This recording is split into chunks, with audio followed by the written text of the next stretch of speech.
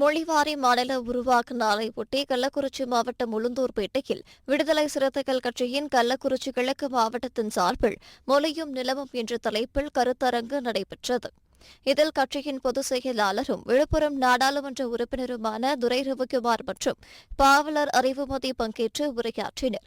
இந்நிகழ்ச்சியில் மாவட்ட செயலாளர் அறிவுக்கரசு மற்றும் மாவட்ட ஒன்றிய கிளை நிர்வாகிகள், தமிழ் ஆர்வலர்கள் ஏராளமானவர்கள் கலந்து கொண்டனர்.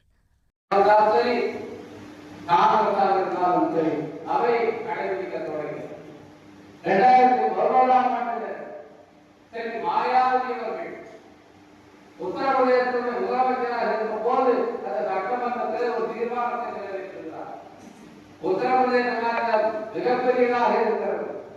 இதை நான்காக பிரிக்க வேண்டும், 4 மாநிலங்கள் உருவாக்க வேண்டும் என்று அந்த தீர்மானம் உத்தரப்பிரதேச சட்டமன்றத்தில் நிறைவேற்றப்பட்டு ஒன்றிய அரசுக்கு அனுப்பப்பட்டது.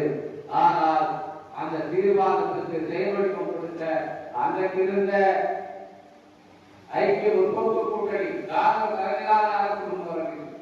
அதற்கு பிறகு 2016 வந்த மோடி அரசாங்கமும் அதற்கு எந்த நடவடிக்கையும் இதுவரை எடுக்கவில்லை.